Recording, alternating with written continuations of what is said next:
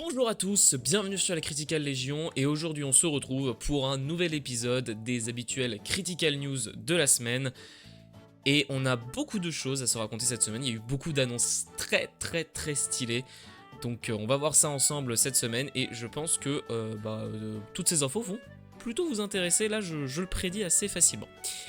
On va commencer évidemment par l'éternel rappel concernant le BCS 2025-2026, donc les inscriptions sont toujours ouvertes, donc si vous n'êtes pas inscrit, eh bien dépêchez-vous, parce qu'il reste 6 places. Voilà, bon je pense que là tout le monde est inscrit, mais je me permets de faire cet ultime rappel, que évidemment, si vous n'êtes pas encore inscrit au BCS de 2026, eh bien n'hésitez pas à le faire, parce que c'est un tournoi incroyable, et vous y rencontrerez forcément des très belles personnes.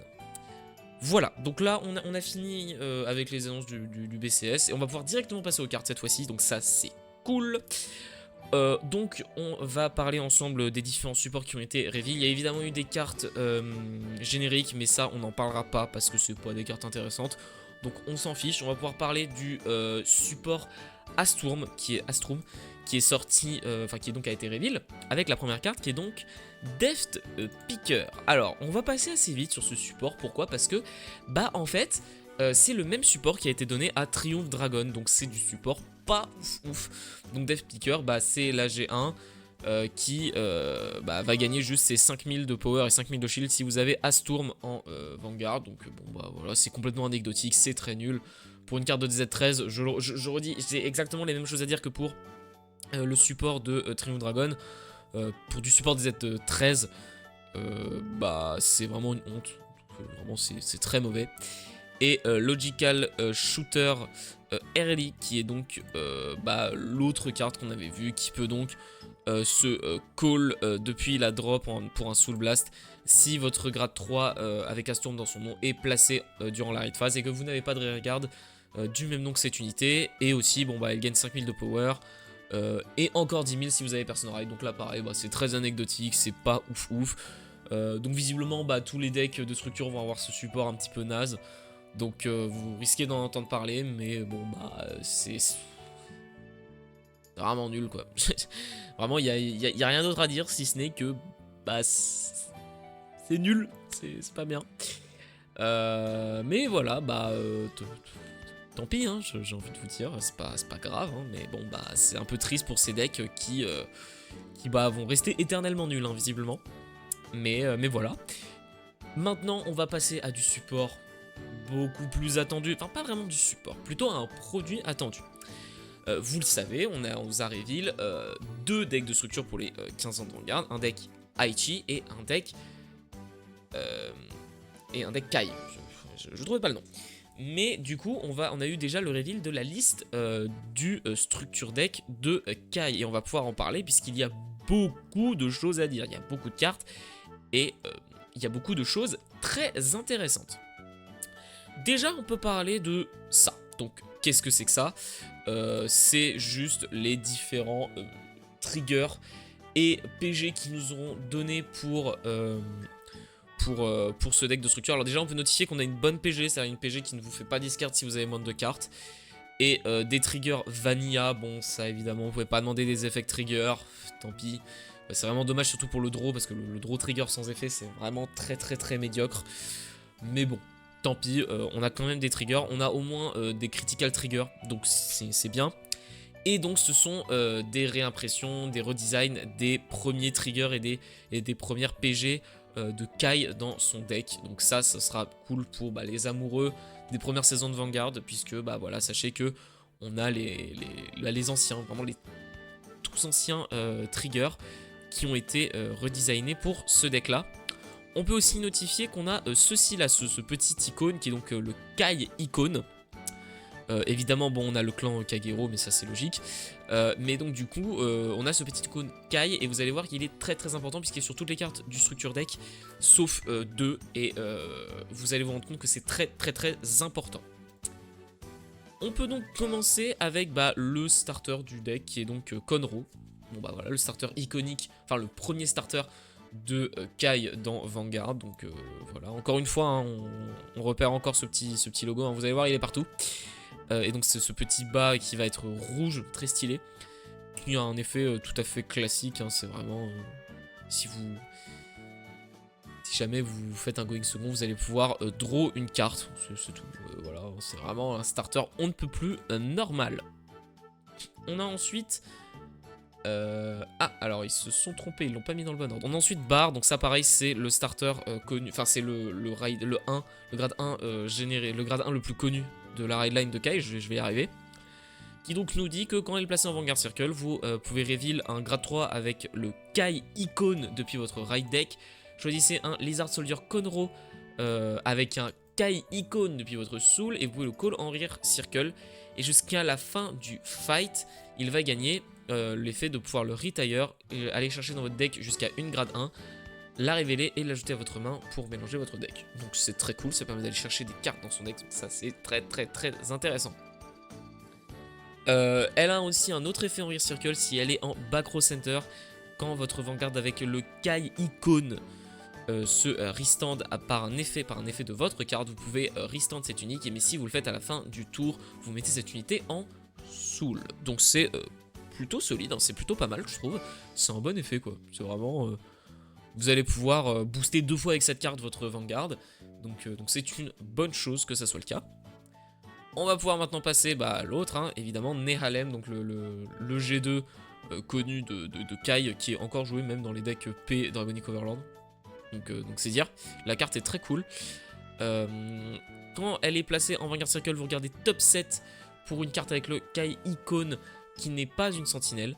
Vous la révélez, vous la mettez dans votre main, vous mélangez votre deck, et si l'unité, si cette unité a été placée depuis la main, elle gagne 5000 de power jusqu'à la fin du tour. Alors ça c'est très intéressant, et ça c'est un truc qui va suivre, qui va être un peu le fil conducteur de tout le deck. Le deck est pensé comme un deck de Vanguard à l'ancienne. C'est-à-dire que vous avez votre raid deck comme actuellement dans le standard, mais à l'époque il n'y avait pas de raid deck. Vous pouvez raid que depuis votre main sans discard. Et en fait le deck met en avant le fait de raid depuis sa main. C'est-à-dire que si vous faites des raids depuis votre main, vous allez avoir des bonus. Et ça vous permet donc d'avoir des raid lines alternatives, comme à l'ancienne. Vous allez pouvoir mettre dans votre raid deck la raid line la plus générique que vous voulez, mais vous allez pouvoir de temps en temps changer votre stratégie, et c'est très stylé. J'aime beaucoup l'idée, et on est assez tous fans, je pense, de cette idée. Il a quand même un autre effet, c'est qu'en drop, si votre Vanguard de grade 3 qui a Overlord dans son nom de carte est placé, vous pouvez soit, si vous n'avez pas de regarde avec le même nom que cette unité, la call, mais si vous l'avez call, vous choisissez un de vos Vanguard et il gagne 5000. C'est pas un mais, c'est et aussi. Ou alors vous pouvez choisir un de vos Vanguard jusqu'à la fin du tour, vous pouvez réduire le prochain Counterblast que vous payez pour l'effet auto de cette carte par 1. Donc c'est cool, ça permet aussi de réduire le cost de Overlord, donc ça c'est très intéressant. On va pouvoir passer à Dragon Monk Gojo, donc quand elle est discard pendant la raid phase, vous pouvez soit la call en engagé, soit Soul Blast 1 et la call de manière normale. Et quand elle est placée en Rear Circle, vous pouvez draw 1, et si vous le faites, vous devez discard 1. Bon, voilà, ça c'est une carte plus anecdotique, mais bon, ça se prend, mais voilà. Comme ça, au moins, vous savez que la carte existe. Vous avez maintenant un autre G2 qui est Berserk Dragon. Si vous raidez cette carte depuis votre main, le cost est lost. Donc en gros, vous n'avez pas de cost. Quand cette unité est placée en Vanguard Circle ou en Rear Circle, si vous avez un Vanguard avec le Kai Icon, vous pouvez Counterblast 1 et faire un des effets suivants. Si votre adversaire est grade 3 ou plus, jusqu'à la fin du tour, cette unité gagne plus 5000, ou alors... Ah non, excusez-moi. Vous faites un des effets suivants, mais par défaut, si votre adversaire est grade 3 ou plus, elle gagne 5000. Donc l'un des effets, c'est soit vous pouvez draw une carte, soit vous pouvez choisir un rearguard adverse et le retire. Et en effet continu, si votre Vanguard est un grade 3 ou plus avec le Kai Icon, cette carte gagne 5000 de power, et si votre adversaire est grade 3 ou plus, vous gagnez plus 10 000 au lieu de plus 5000. C'est un peu bizarrement écrit, mais c'est pas grave, je pense que c'est pas une erreur de traduction, je pense que c'est vraiment écrit comme ça. Donc voilà, donc c'est quand même assez stylé. Donc encore une fois une carte qui a un avantage quand vous la raidez depuis votre main, donc c'est très cool. J'aime beaucoup l'idée qu'ils ont eue, et ça annonce que du cool pour le deck Aichi, qui je pense jouera un petit peu sur cette mécanique là aussi, et donc ça fait plaisir. On peut maintenant passer au Vanguard, évidemment ultra connu, Dragonic Overlord, qui, bon bah déjà un artwork super stylé. Alors, je sais pas, alors, je connais pas hyper bien Vanguard les premières saisons, je connais pas. Je sais pas pourquoi j'ai dit je connais pas bien, je ne connais pas. Je pense que c'est une scène de l'animé, mais dans tous les cas, c'est très stylé. J'aime beaucoup le design de la carte. Donc un effet continu, si vous avez si vous normal ride discard from grade 3 with a different card name. Ah oui, si vous la ridez par-dessus une grade 3 avec un nom différent et le Kai icône, ça active le Persona Ride. Très cool, vous allez comprendre pourquoi après. Ensuite, vous avez un effet une fois par tour, à la fin de la battle où elle a attaqué, vous pouvez Counter Blast 1, donc on se rappelle, vous pouvez réduire ce Counter Blast 1, donc c'est très cool. Vous pouvez restand cette unité et elle gagne Drive -1 jusqu'à la fin du tour. Si vous avez Persona Ride ce tour, vous pouvez mettre une carte depuis votre main dans la soul et jusqu'à la fin du tour, elle gagne Drive +1. Et votre front row gagne 5000 de power. Enfin, vos front row unit gagne 5000 de power. Très cool. Même un moyen de regagner le drive qu'elle a perdu. Donc ça, c'est vraiment très cool. Et vous avez un autre effet, une fois par tour, à la fin de cette battle où elle a attaqué un rearguard, si vous avez un Vanguard avec le Kai icône, donc là c'est que quand elle est rear circle, hein, excusez-moi j'ai oublié de le préciser, mais c'est que quand elle est rear circle, vous pouvez Energy Blast 3 et la restand. Donc elle a même un effet ultra cool quand elle est en rear circle, et vous allez comprendre que cet effet permet de capitaliser sur une carte qui est dans ce deck et qui, je pense, va être une des raisons pour laquelle tout le monde va acheter ce deck. Je pense que je peux le prédire. Vous avez maintenant d'autres cartes du deck, donc encore une fois, j'aime beaucoup les artworks du deck, j'aime beaucoup, c'est très joli. Hop. Vous avez donc deux cartes qui vont ensemble, donc les Wyvern Strike, Jaran et Tejas. Donc la première, quand elle est placée en rear circle, Counter Blast 1, vous regardez top 5, et pour vous révéler une carte avec le Kai icône, mais qui n'a pas sentinelle, vous l'ajoutez à votre main, vous pouvez shuffle, enfin et après vous pouvez shuffle. Et si vous n'avez pas révélé, Counter Charge 1, c'est très cool. Ça c'est très sympa, un cost qui s'annule si vous ne révélez rien. Bon, même si en théorie, il y a peu de probabilité que vous allez pas trouver quelque chose de cool, puisque comme c'est une unit, bah tant que c'est pas une order, vous avez forcément un truc que vous pouvez aller chercher. Et qui n'a pas sentinelle, donc il y a beaucoup de cartes que vous pouvez aller chercher. Et quand elle booste Wyvern Strike Tejas jusqu'à la fin de la battle, il gagne 5000. Et donc, Wyvern Strike Tejas, elle a un effet continu en rear circle et en guard circle. Si vous avez un Vanguard avec le Kai icône, elle gagne 5000 de power et 5000 de shield. Et quand elle veut attaquer un rearguard, elle va attaquer tous les unités adverses dans la colonne en une attaque. Donc en gros, ça veut dire que si vous attaquez, bah, je sais pas, la front row à droite, bah, vous allez taper tout ce qui est dans la colonne. Donc ça c'est cool, ça permet de battle plusieurs trucs en même temps. Alors c'est bien précisé quand elle battle un rearguard, pour une raison assez simple et claire, c'est que sinon bah, cette carte est un giga counter à Station qui pourrait donc battle le rearguard et blast en même temps. Donc c'est pour ça qu'ils ont bien précisé et qu'ils ont bien mis la restriction sur le rearguard. C'est normal je pense, parce que comme il n'y a aucun cost, ce serait un peu fort si c'était le cas. Et on va pouvoir maintenant regarder l'autre G3 du deck, puisque ce deck a 2 G3, qui est donc Vortex Dragon. Alors, le design ne sera pas, sans vous rappeler évidemment, bah, celui de Wearbel. Bon, même si c'est lui le premier, c'est Wearbel le deuxième. Mais voilà, hein, c'est... Bon, la carte est très stylée. J'aime beaucoup, j'aime beaucoup. De toute façon, tous les artworks de ce deck, je l'ai dit, ils sont trop stylés. Donc elle a le même effet que le Dragonic Overlord. Si vous faites un ride par-dessus un Vanguard qui serait différent, mais qui a bien le Kai icône, vous pouvez quand même faire Persona Ride.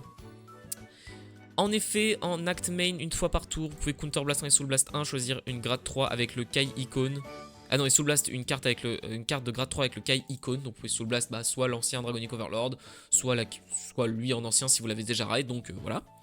Vous pouvez retire tous les rearguards de front row de votre adversaire, et cette unité gagne que un auto une fois par tour quand elle attaque. Vous choisissez une colonne, vous pouvez restand tous les rearguards dans cette colonne, et il gagne 5000 de power jusqu'à la fin du tour. Si vous avez Persona Ride ce tour, vous choisissez 2 colonnes au lieu d'une. Alors le premier effet, ça ressemble à peu près à celui de Viamon's Bruce, pour ceux qui voient à peu près. Mais pouvoir restand toutes les colonnes, si vous avez Persona Ride, bah, c'est très cool. Vraiment, les effets sont très intéressants, vous allez vous rendre compte. Le deuxième effet, c'est un continu en Vanguard Circle et en Rear Circle durant votre tour. Si vous avez un Vanguard avec le Kai icône, si votre adversaire grade 3 ou plus. Oui, et que si votre Vanguard a attaqué 2 fois ou plus ce tour, ou que votre adversaire a des rearguards qui ont été retire ce tour, cette unité gagne power plus 10 000. Alors là, ça aussi, c'est bizarrement écrit, mais je pense pas que ce soit une erreur de traduction, je pense que c'est vraiment écrit comme ça. Mais du coup, globalement, vous êtes sûr et certain d'avoir ce power plus 10 000.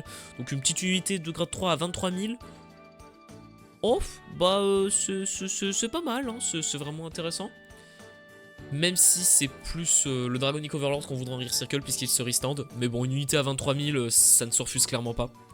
Surtout n'a aucun cost particulier parce que la condition elle est super simple à faire. Et elle a un autre effet continu en Guard Circle. Si vous avez un Vanguard avec le Kai Icon, cette unité gagne 10 000 de shield. Donc là pareil, c'est super intéressant. J'ai rien d'autre à dire à part que bah, c'est trop bien en fait. C'est trop une bonne carte. Le deck de manière générale envoie du lourd. Mais c'est pas tout. Parce que là, je vous ai montré juste les cartes qui sont là pour supporter le deck. Mais c'est pas la decklist du deck, c'est les cartes qu'il y a dans le deck de structure, mais il en manque 2. Et donc, pour ceux qui ne l'ont pas vu, attention aux yeux, ça va faire mal.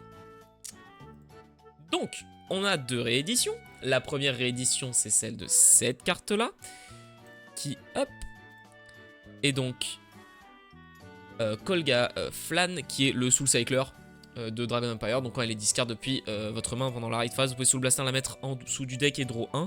Et quand elle passe en Rear Circle, si vous avez personne à raid, Counter Blast 1 et vous retirez tous les rearguards adverses dans la même colonne que cette unité. Donc en x1, je trouve ça un peu radin. De la part de Bushiroad, je trouve que c'est très radin en une seule copie. Parce que, bah, quand même, c'est une carte qui est vraiment plus utile que ça. Mais bon, allez, ouais, pourquoi pas. De toute façon, en vrai, elle coûte plus si cher que ça dans mes souvenirs. Quoique je pourrais être surpris.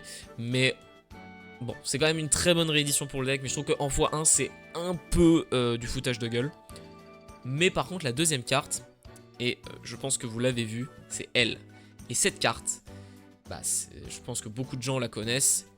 Il s'agit d'une Regalis Peace qui est Forbidol Surrogate, qui est une petite Regalis Peace qui dit que vous regardez dans votre deck ou dans votre drop pour un total de 2 grade 3 ou 4 unités avec des noms différents, vous les révélez, vous allez call tous les grades 3 révélés et ajouter tous les grades 4 dans votre main. Bon, les grades 4 du coup on s'en fiche puisque le deck n'a pas de grade 4, mais pour les grades 3, eh bien on se rappelle du Dragonic Overlord qui peut restand, on se rappelle du Vortex Dragon qui peut gagner 10 000 de power. Voilà, donc c'est plutôt énervé. Et aussi, alors pour vous donner une autre dans l'idée de pourquoi cette carte va être achetée, évidemment, c'est que bon, déjà c'est une Regalis Peace très vieille, enfin c'est pas très vieux, mais elle est quand même un peu vieille. Elle n'a pas été rééditée, elle a eu qu'une seule édition dans des Festival Booster. Et dites-vous qu'actuellement, la carte, voilà le prix. Voilà. Et là encore, c'est vraiment gentil, puisque si on regarde son prix il y a quelques années, voilà, on voit que la carte tablée sur du 75 €. Là, elle vaut toujours dans la moyenne. Là, vous le voyez pas parce que j'ai coupé l'écran d'une certaine façon. Mais la carte, elle vaut toujours dans les... la plus basse est à 40 et quelques euros. La plus haute, elle est à 80 €. Donc voilà. Donc ça, par contre, c'est une excellente réédition pour le deck. Il n'y a rien d'autre à dire. En plus d'évidemment Dragveda, donc l'over générique. Enfin l'over Dragon Empire. Donc une decklist qui en somme est très cool. Vraiment c'est un bon deck, j'ai rien d'autre à dire, c'est vraiment bien quoi. C'est un produit qui est cool, moi j'aime bien, je pense vraiment que... Bon, alors je pense vraiment que je vais l'acheter déjà pour ça. Mais aussi parce que bah premier degré, bah moi quand je joue en premium, mon deck bah, c'est Dragonic Overlord. Donc vraiment c'est cool. Vraiment si je devais trouver le seul défaut de cette decklist, c'est que bon, vas-y, les 2 Wyvern, elles sont... Là, celles-ci, elles sont un peu oubliables. Même si je trouve quand même que Battle, toute une colonne, c'est quand même stylé. Et le Soul Cycler en x1, je trouve que c'est un peu abusé de la part de Bushiroad. Mais bon, voilà, vraiment, c'est trouver les petits défauts. Pour un deck qui va coûter, je pense, 20 €, je peux vous le dire très honnêtement, vous en avez pour votre argent largement. Déjà, rien que pour Forbidol, vous en avez pour votre argent. Et ça nous permet d'ailleurs de supposer que la deuxième Regalis Peace qui sera donnée donc à Aichi sera Radiance Caliburn, puisque c'est l'autre Regalis Peace qui avait été édité avec Forbidol, et c'est l'une des seules qui n'a toujours pas été rééditée avec celle sortie dans les Master Deck Set Urara et Michiru. Mais ces cartes-là, elles sont trop jeunes pour le jeu, alors qu'elles déjà, elles sont beaucoup plus vieilles.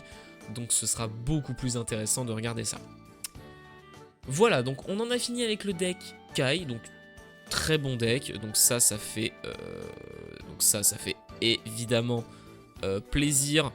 Voilà, et on va pouvoir passer maintenant à l'autre deck qui évidemment est aussi très important, qui est donc le deck Blanc-Meilleur Fantôme, mais même le deck Fantôme de manière plus générale.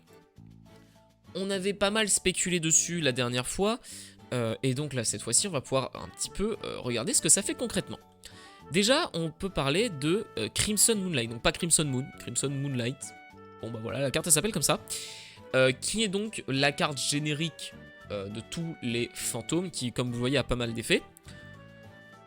Vous ne pouvez jouer cette carte que si vous avez Vanguard Fantôme. Petite information, les Rideline des fantômes sont aussi des fantômes, donc vous pouvez évidemment la jouer n'importe quand, ce qui est donc très cool. Vous regardez le top 5 de votre deck, vous choisissez une carte parmi elles, vous la révélez. Si vous n'avez pas révélé de carte, vous pouvez mélanger le deck et draw 1. Si vous avez révélé une carte, vous faites un des effets suivants et vous mélangez votre deck. Si la carte révélée est une unité d'un grade inférieur ou égal à votre Vanguard, vous pouvez la call en Air Circle. Et si la carte révélée est Crimson Moon, enfin est une Crimson Moon, voilà, vous pouvez la mettre dans votre main. Donc c'est cool. Mais vous allez voir qu'elle vient avec d'autres restrictions qui sont très cool, parce que c'est des restrictions qui empêchent les abuses des futurs Phantom Skills, dont on va parler juste après. Déjà, cette carte, elle ne peut pas être bind autrement que par l'effet d'un Phantom Skill. Donc ça déjà c'est très cool, ça empêche de pouvoir abuser de l'effet et de se dire qu'on peut les bind avant d'arriver G3 et que donc on puisse déclencher les versions fortes du Phantom Skill beaucoup plus rapidement dans la partie. L'autre effet, c'est qu'en bind zone, elle ne peut pas être choisie ou déplacée dans d'autres zones par quelque effet que ce soit. Donc là, pareil, une fois qu'elle est en bind zone, elle le reste. Et l'autre effet, ça par contre c'est un excellent effet, c'est quand elle est en damage zone, vous pouvez la mettre en drop, vous prenez la top carte de votre deck et vous la mettez en damage zone. Donc cette carte ne peut littéralement aller qu'à un seul endroit, votre bind zone. Elle y ira forcément. Le mec il peut vous mettre tous les damages de la terre, vous pouvez la remettre. Donc c'est très très cool, vraiment c'est très très bien. Et maintenant on va parler de la carte suivante. Et on l'avait pas vu cette carte. Bah non. C'est Enveloping the Planet is a Crimson Disease. Normal Order, Crimson Moon. Et quand on regarde bien la carte, bah c'est le même effet que Crimson Moonlight. Et oui, parce que c'est le même effet. C'est exactement le même effet à deux différences près. La première chose, c'est que cette carte est toujours considérée comme Crimson Moonlight. Voilà, en plus de ne pas pouvoir être battue autrement que par l'effet d'un Phantom Skill, elle est toujours considérée comme Crimson Moonlight. Ce qui fait donc que vous ne pouvez jouer... Vous pouvez pas jouer les 8, vous pouvez en jouer que 4 évidemment, sinon ce serait beaucoup trop fort. Et aussi vous avez une autre petite différence, c'est que là cette fois-ci, si vous n'avez pas révélé de carte, juste vous pouvez shuffle le deck, mais vous n'allez pas draw. Bon, c'est la seule différence. On rappelle, cette carte là est une double rare. Cette carte là est une rare. Donc ça fait de cette carte une super alternative budget, et en fait ils ont corrigé un problème qu'il y avait eu avec les masques. C'est que quand les decks masqués étaient sortis, le masque du dragon coûtait très très cher parce qu'il était nécessaire au deck et que c'était une double rare, donc c'était pas non plus si courant que ça de la choper. Alors que là, vu que c'est une rare et qu'on a toujours pas d'informations sur est-ce qu'elle va être en genre 2 copies par box ou pas, enfin 2 copies par display ou pas, bah ça fait de cette carte une super alternative budget et ça va permettre d'avoir une circulation en termes de prix et en termes de copies des deux cartes très cool. Donc si jamais vous voulez monter un fantôme pour pas cher du tout, bah vraiment c'est super quoi d'avoir cette carte là. Donc vraiment bah bravo Bushiro d'avoir fait ça, c'est une très très très bonne idée. Et donc moi ça me plaît énormément. On va maintenant pouvoir passer à tout ce qu'on parle de Blancmeyer Fantôme. J'ai décidé de vous montrer aussi les différences qu'il y a avec son ancienne Rideline parce que je pense que c'est quand même important de le montrer pour que vous voyez bien d'où on part et vers où on va. Ce qui pour moi est assez important parce que vous allez voir qu'il y a certaines choses où c'est des différences très minimes mais qui méritent quand même qu'on s'y intéresse, qu'on s'y penche. 2 minutes. Donc, ça on en parle très vite fait. Le starter du deck avant c'était Cavity Maligia. Et on passe à Man of Exultation, Cavite Maligia. Bon, les deux cartes se ressemblent. Le même effet, complètement anecdotique. Ça, on peut passer. Bon, il est juste très mimi, mais bon, voilà. Ensuite, le géant de la raidline, on était sur Holoraptor. Holoraptor, il disait que quand il est raid par Vacant Fang, vous regardez le top 3 des cartes de votre deck, vous mettez tous les grades 1 ou plus dans votre soul et vous mettez le reste bottom deck dans l'ordre de votre choix. Si vous avez mis 2 cartes ou plus dans votre soul, vous pouvez draw 1. Donc là, voilà, c'était pour accumuler des cartes en soul pour l'effet de Blancmeyer par la suite. Là, maintenant, on est sur Wings of Jubilation Holoraptor, qui encore une fois, hein, on remarque que les cartes se ressemblent énormément. Lui, son effet, c'est que quand elle est road upon par Vang of Fein Vacant Fang, vous allez chercher dans votre deck jusqu'à une Crimson Moon et vous la mettez en soul. Et vous pouvez shuffle votre deck. Donc là, c'est très différent, mais voilà, on voit bien la différence quand même sur ces deux cartes-là. Ensuite, on a Vacant Fang, le G2 du deck, qui nous dit que quand elle est raid par Blancmeyer, vous pouvez regarder, vous pouvez reveal le top 3 des cartes depuis votre deck, mettez tous les grades 1 ou plus en soul, et ensuite vous pouvez shuffle votre deck. Si vous avez mis 2 cartes ou plus en soul, vous pouvez draw 1. Maintenant, le Fang of Fake Vacant Fang, on voit vraiment à quel point vraiment ça se ressemble. On voit bien que les cartes elles sont quasi identiques, mais en version Keter. J'adore l'idée. Lui maintenant, quand il est raid par le Blancmeyer Fantôme, vous pouvez soul blast 1, donc par exemple la Crimson Moon que vous avez précédemment mis en soul. Vous révélez le top 3 de votre deck, vous choisissez une carte parmi ces cartes révélées, vous la mettez dans la main. Et vous pouvez discard toutes les autres cartes. Si vous les avez pas faites, si vous l'avez pas fait, vous mélangez votre deck. Donc vous pouvez les discard. C'est ça le truc qui est super important, c'est que vous avez le choix. Vous allez comprendre que c'est cool parce que par exemple si vous allez reveal des triggers, bah les triggers vous allez pas les shuffle. Par contre si c'est des unités, bah là vous allez vouloir les discard parce que par la suite vous allez vraiment vouloir capitaliser sur ce truc là. Maintenant on passe au Fated One of Zero Blancmeyer, donc on rappelle, quand elle attaque un Vanguard, vous pouvez bind 2 ou plus jusqu'à 4 cartes depuis votre soul en face cachée.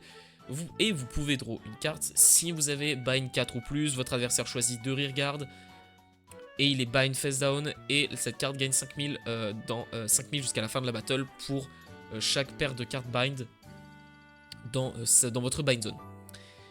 Et son Divine Skill, au début de la Guard Step où cette carte attaque, vous pouvez lui faire gagner un crit jusqu'à la fin du tour. Non, si vous avez 8 cartes ou plus en bind zone, vous pouvez lui faire gagner un crit jusqu'à la fin du tour. Si vous le faites, votre adversaire ne peut pas play de sentinelle, donc ça restricte aussi bien les cartes parfaites, donc les G1 sentinelle, que évidemment Elemental Sanctitude. Le seul counter connu c'est l'IAL Amorta, mais il y en a d'autres. Mais voilà, il faut vraiment un effet qui dit la battle est annulée, mais pas un effet qui dit sentinelle. C'est très important. Et en plus de ça, vous pouvez choisir un des Vanguard adverses, je vais réussir à le dire. Et jusqu'à la fin de son tour à lui, tous les effets que votre adversaire possède lui, puisque des fois c'est le joueur qui gagne les effets et pas les cartes, et les effets du Vanguard sont annulés. Et le Persona Raid redonne les effets évidemment, puisque vous changez de Vanguard. Donc voilà, c'était un Vanguard qui était vraiment basé sur le fait de péter l'adversaire et de vraiment annuler des effets. Et vous allez voir que le nouveau, il est quand même bien différent, puisqu'on est sur Zero of Salvation Blancmeyer Fantôme, qui lui a des effets bien différents. Le premier effet, c'est une fois par tour, vous pouvez Counter Blast et bind 4 cartes depuis votre drop, et jusqu'à la fin du tour, cette unité gagne. Tous vos front row units gagnent 5000 de power. Si votre bind zone a 10 cartes ou plus, il gagne 5000 de plus. Des cartes face up, là c'est très important, là c'est pas face down, c'est vraiment face up, donc il gagne 5000 de plus. Et si il y a 13 cartes ou plus face up, il gagne encore 5000 de power. Et il gagne un autre effet, quand cette carte attaque, vous choisissez une carte face up depuis votre bind zone et vous pouvez la call en rear circle. Donc encore une fois, là bind n'est pas un problème dans le deck, et en plus de ça, c'est ce que je vous ai dit avec l'effet de la G2, quand c'est des unités, vous allez vouloir les discard pour les bind, pour les recall. Donc c'est vraiment intéressant de fou. Et maintenant, on a le Phantom Skill, qui, je rappelle, n'est pas une fois par partie. Hein. Le Phantom Skill, c'est vous le faites jusqu'à ce que vous puissiez plus le faire. En acte main, une fois par tour, vous pouvez énergie 3 et bind un total de 2 plus jusqu'à 4 Crimson Moon depuis votre main, soul ou drop, et vous faites tous les effets que vous pouvez faire par rapport au nombre de cartes Crimson Moon que vous avez dans votre buy zone. Si vous en avez 2 ou plus, vous choisissez jusqu'à une carte depuis votre drop, et vous pouvez la call en Rear Circle. Ça pareil, c'est très fort. C'est très fort parce que vous avez beaucoup de cartes très génériques, puisque là, évidemment, hein, ça ne restricte pas sur ce que vous pouvez call. Hein. Vous pouvez call tout ce que vous voulez. Donc, c'est quand même très fort.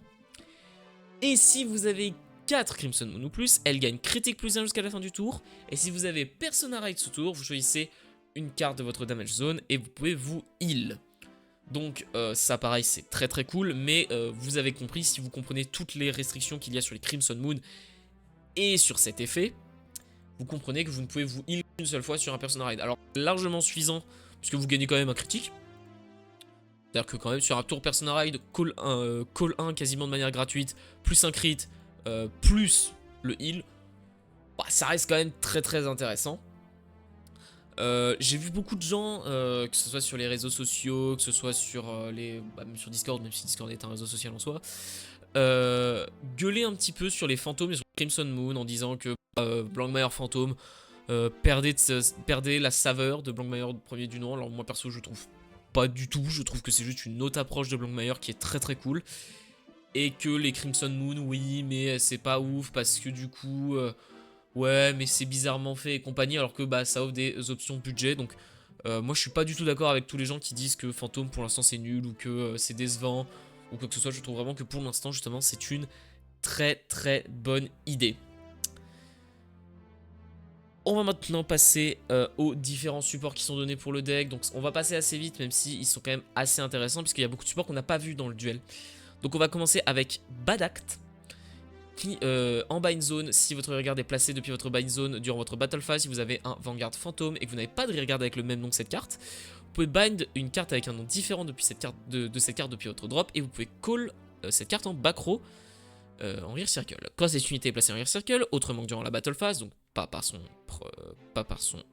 propre effet. Si vous avez un Vanguard fantôme, vous regardez le top 5 de votre deck, vous choisissez une carte avec jusqu'à une carte avec Blankmeyer dans son nom ou une Crimson Moon. Vous la révélez, vous la mettez dans votre main et vous pouvez mélanger votre deck.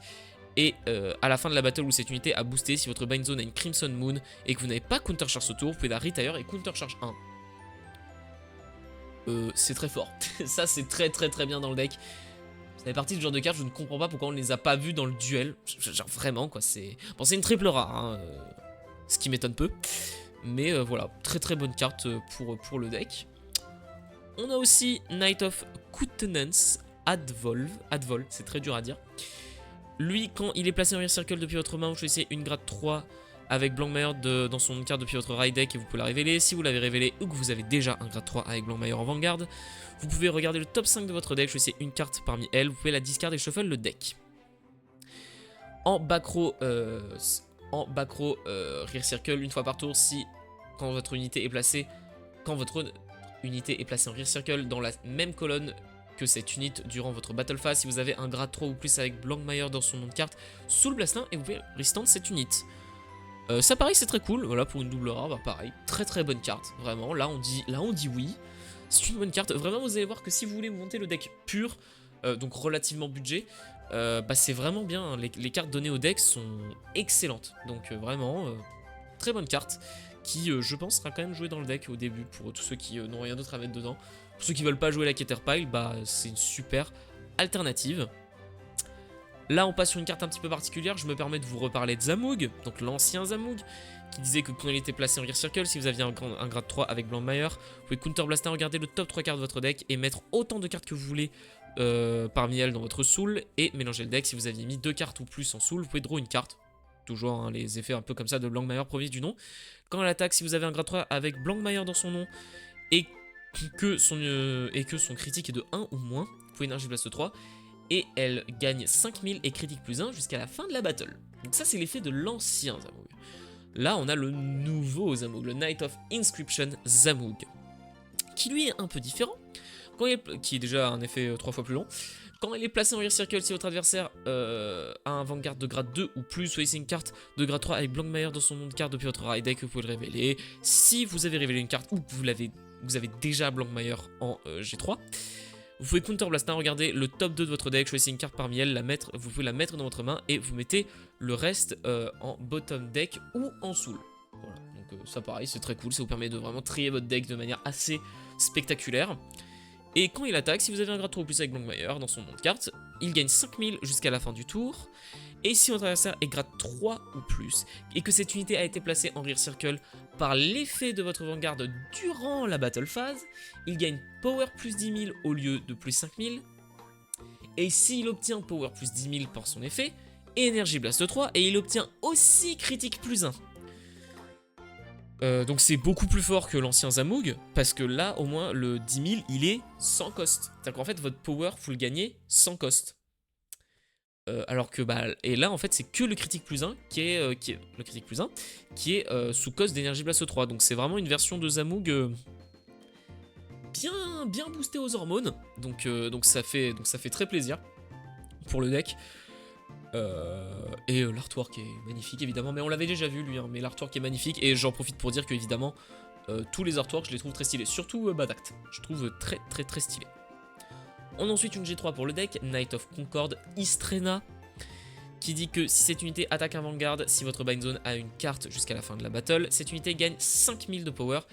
Et à la fin de la battle, vous pouvez bind, enfin, c'est pas vous pouvez, vous allez bind cette unité. Cette unité a été placée en rear circle par l'effet de votre grade 3 ou plus avec Blankmire dans son nom.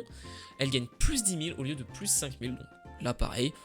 Une unité agressive. Alors, elle, je sais pas si elle sera jouée.